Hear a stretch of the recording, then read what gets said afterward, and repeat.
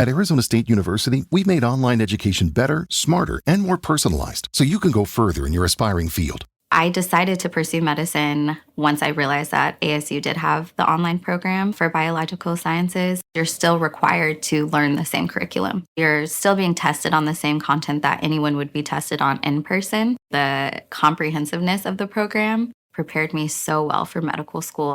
Explore over 350 plus programs at asuonline.asu.edu.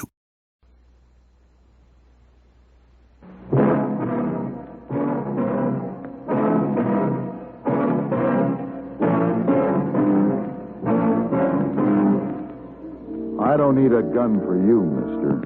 You're all eaten up with fear and hate. The most you can hope for now is a fast death.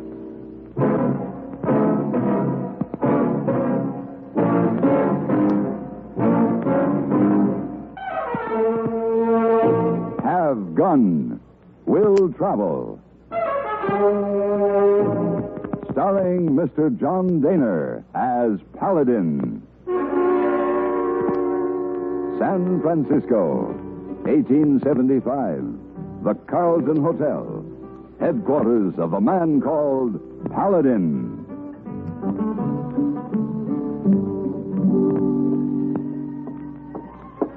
Mr. Paladin? Oh, yes, Miss Wong. You want light for a cigar? Oh, I didn't realize I hadn't lighted it. Yes.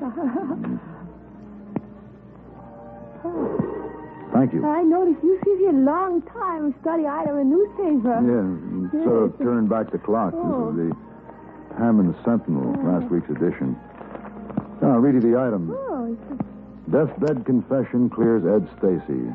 Dying of gunshot wounds suffered in a futile attempt to rob the Overland stage. Oh. Joe Barnes, a former driver, confessed to another holdup 2 years ago and exonerated Ed Stacy, who had been convicted of the crime and sentenced to a long term in prison. Oh, so. See, Miss Wong, 2 years ago, I brought Ed Stacy back for trial. Oh. You have pain from conscience, but you only do job, Mr. Paladin. That's what I've been telling myself. You tell yourself. But at the same time, I don't like to feel that I've been responsible for taking 2 years out of an innocent man's life. Oh, but it's done. It's over now. I'm not so sure. Here's the rest of the newspaper report. Will Stanhope, president of the Overland Line, announced he would personally arrange for Stacy's release and expressed profound regret at the miscarriage of justice. Oh, it's a good. Sounds fine, doesn't it? Oh, he does. He's very fine. Well, that telegram you delivered to me a half an hour ago was from this same Will Stanhope. Now, what did I do with him? I don't know. Oh, yeah, here. Listen. Need you. Life in danger. Oh. Come at once. My, how unfortunate. Oh, what you plan, Mr. Paladin? Well, he says at once. At once. I guess I better get started.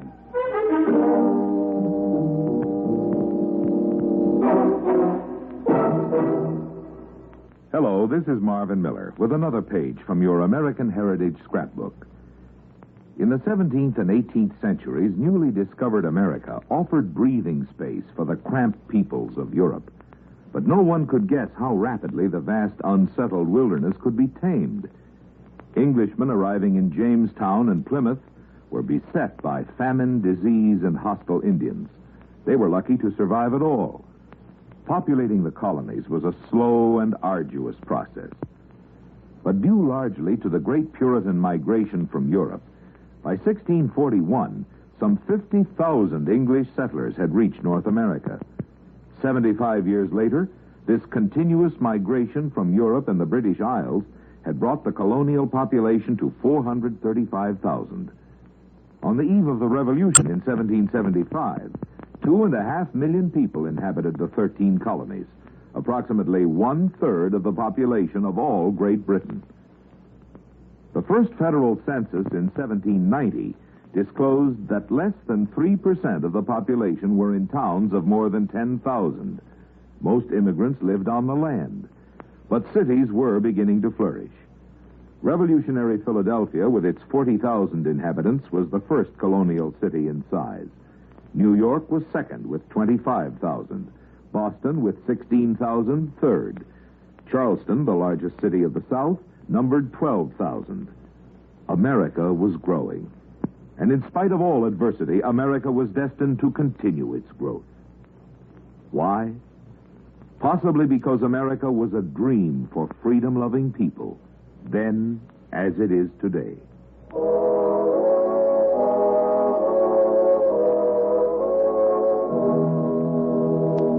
The trip to Hammond wasn't exactly a pleasant one. Before I reached town, my horse foundered, and I walked the last 3 miles carrying my saddle and bag.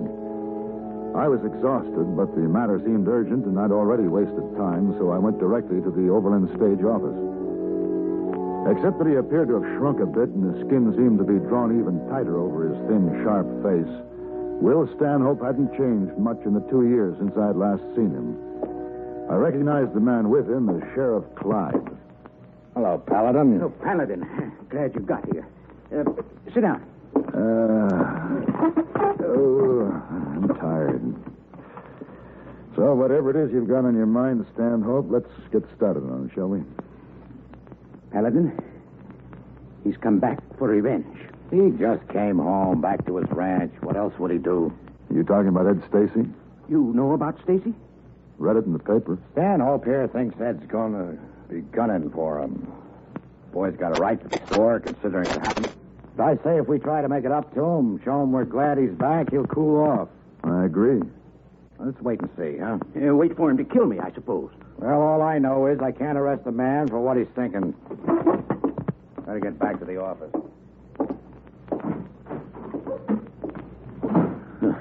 Fool. Now do you know why I sent you that wire, Paladin? I need someone to protect me. Just what do you want me to do, Mr. Stanhope? There's $3,000 in this envelope. If Stacy could be persuaded to leave Hammond for good. $3,000 is a lot of persuasion. Use whatever you have to and keep the rest. I wouldn't even care if you kept it all. As long as I never had to worry about Stacy again. That kind of deal is out. But I'll find Stacy and talk to him in the morning. Maybe if you saw him tonight. I assure you I'll be much more persuasive after a night's sleep. I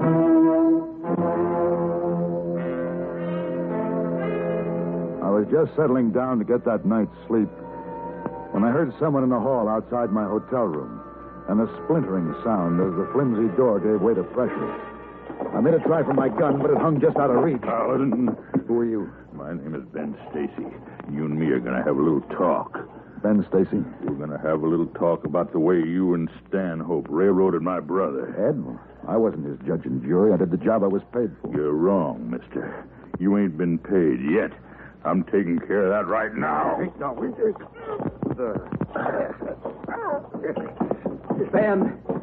Ben, stop it.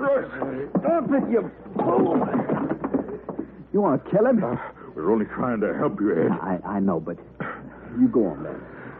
Go on. All right. I was only trying to help Yeah, you. I know. Paladin, you all right? Yeah, I guess so. Oh, God. That was close. That was too close. I heard you were in town. I was afraid. You see, Ben, he gets an idea somebody's trying to do me harm. It's hard to shake the idea out of him. Well, why didn't you let him finish the job? It might have saved you some trouble. I don't see there's any trouble between us. There's going to be. If you don't leave Stanhope alone. Me leave him alone? That's right. You got things backwards. Why don't he leave me alone?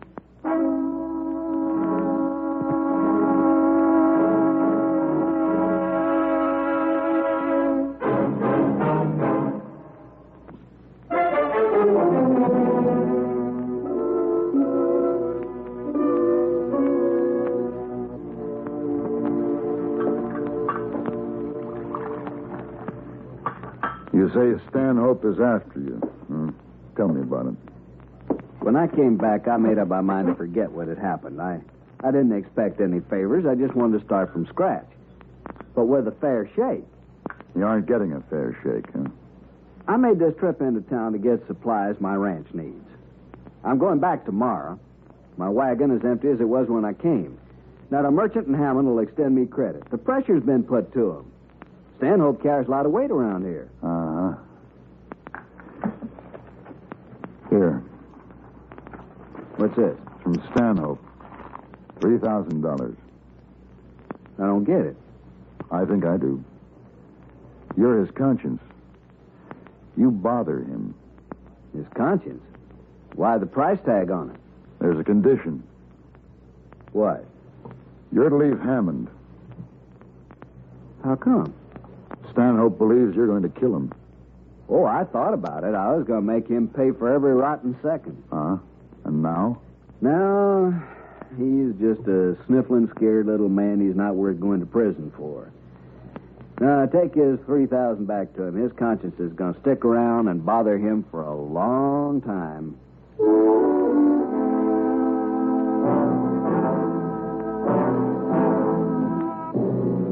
The next morning, I went to make my report to Will Stanhope.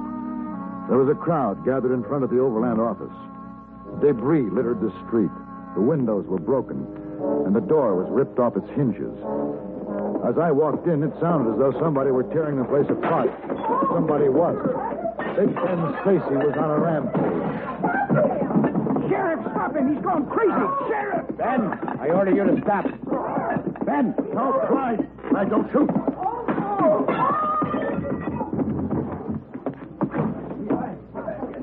You better get the cuffs on him, Sheriff, before he comes to. Yeah. Phew. That boy really went loco. He'd have killed me. What happened? Somebody told me... Ben. He'll be all right, Ed. Sorry, Ed. Gonna have to lock him up. Ben do this? Yeah. Ben's a simple guy. Easygoing as a rule. Only one thing sets him off. It's always been that way ever since we were kids. Easy, Ed. Ben don't like seeing anybody shove me. All right, what started him off? Well, I gave him a letter. A letter? It was for you. He read it and busted loose. Well, what was in the letter? It was a delinquent tax notice on Ed's ranch. He's threatening foreclosure? For $3,000. Taxes haven't been paid for 2 years. You know why they weren't. Couldn't you have waited? Routine business, Paladin. I'll handle it my way. You're handling it Stanhope's way. Now, look Everybody in town's handling things his way, and I'm up to here with it. Easy there, boy. I was willing to forget that Stanhope in this town cost me 2 years out of my life. I just wanted a chance to start over, but you won't let me. You're pushing me around, treat me like I was really a criminal. Now, Ed, this is... A man can take just so much pushing around, Paladin. You gonna take my brother to jail? I have to, Ed. All right. Stanhope, we'll play this your way from now on. Since I've already put in 2 years for nothing, I got something real big coming right out of your hide. Yeah, you heard him, Sheriff. He threatened me. I demand protection. You'll get it when I see that you need it. Paladin? You didn't play straight with me. You didn't tell me you were trying to crowd Stacy out. Well, I gave you that $3,000 for him. After setting him up so he'd have to take it and leave town or lose everything. I had to do it, Paladin. He would have killed me. He didn't want any part of you. But whatever happens from now on, you can blame yourself, Stanhope. Here. Your money. Hire an army with it.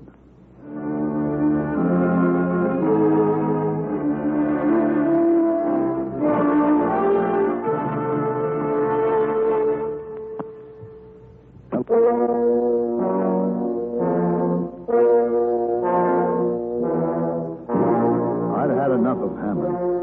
But without a horse, I was at the mercy of Will Stanhope's stage line, and I had to wait over. It was just before dawn when I was awakened by the commotion outside on the street. I got out of bed and opened the window. You men make a circle. Try to head them off. Sheriff! Sheriff, up here! Yeah? What happened? They just busted Ben Stacy out of jail. Did Ed do it? Ah, it wasn't Ed. It was Dan and Floyd. They worked for Ed. Ah. Seems like they're fixing for real trouble. He said it, Sheriff. Said what? A man can take just so much pushing around.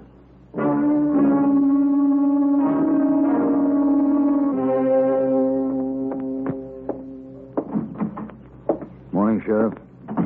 Morning. Your men bring in Stacy? No, clean getaway. You leaving on the stage? Yeah. You know you'll be sharing your seat with a shotgun rider? Shotgun guard riding inside? Was it something new? Stanhope's orders. Oh? The trap. He figures now that Ed and Ben Stacy will hit one of the stages sooner or later. Wants it to look easy for him.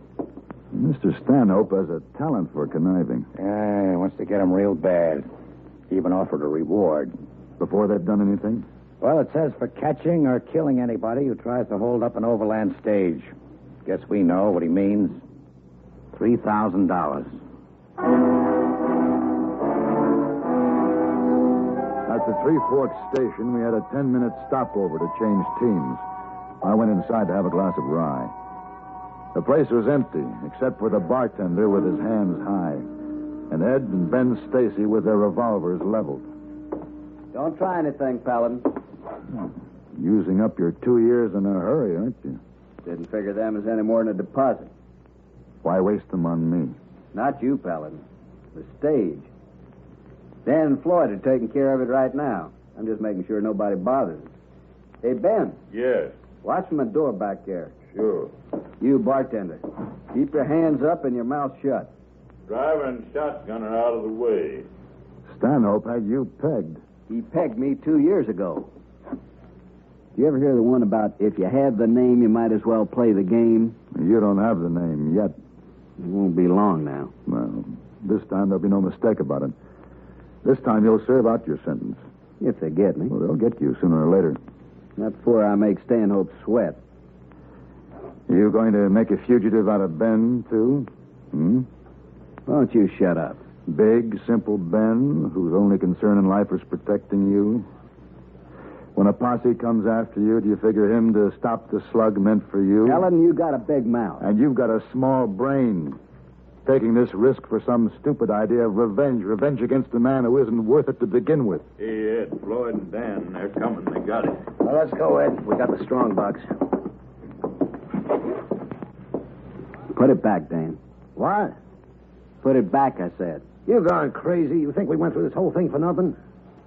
For the last time, put it back and cut out. We'll cut out, but we're taking the money with us, huh, Floyd? Listen, you want to stop us. If I have to. Don't try it.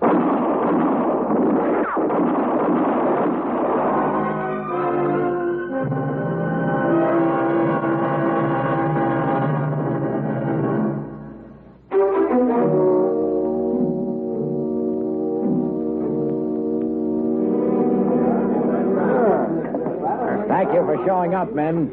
This won't take long now. This is the deposition of the bartender at Three Forks Station, witnessed by Mr. Paladin here. Now, according to this, these men, Floyd Smith and Dan Angus, tried to rob the stage, and Ben and Ed Stacy stopped them, shot them down. That right, Mr. Paladin? Yeah. Nice work, Ed. Ben? Thanks. Now, you hold on, Sheriff.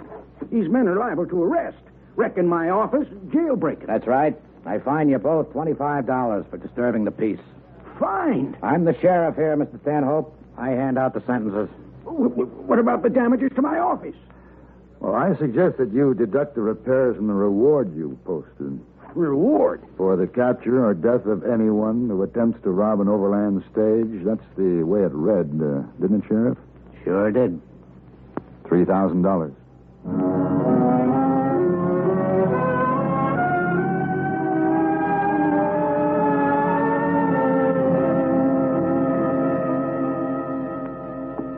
Coffee, Mr. Paladin. Oh, well, thank you, Miss Oh, Wong. thank you. It's nice to have you home. You see a cause of justice was served. Well, I think so, Miss Wong. Of course, there are those who might question. Oh? You see, there was a little matter of convincing a certain bartender that he didn't see what he thought he saw. For a certain sum of money, you understand. Oh, yes, sir. I understand. Bribery. Now, Miss Wong, at any rate, I believe I can truthfully say that Truthfully said. I have no pain from conscience.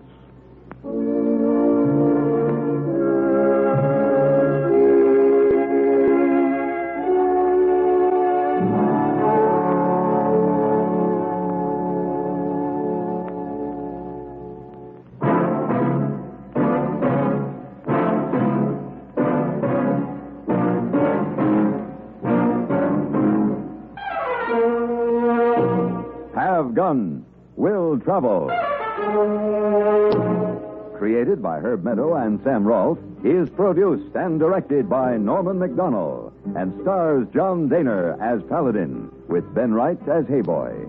Tonight's story was written by Albert Alley and adapted for radio by Ann Dowd. Featured in the cast were Harry Bartell, Jack Moyles, Ken Lynch, Barney Phillips, Lou Krugman, and Virginia Gregg. Hugh Douglas speaking. Join us again next week for Have Gun, Will Travel.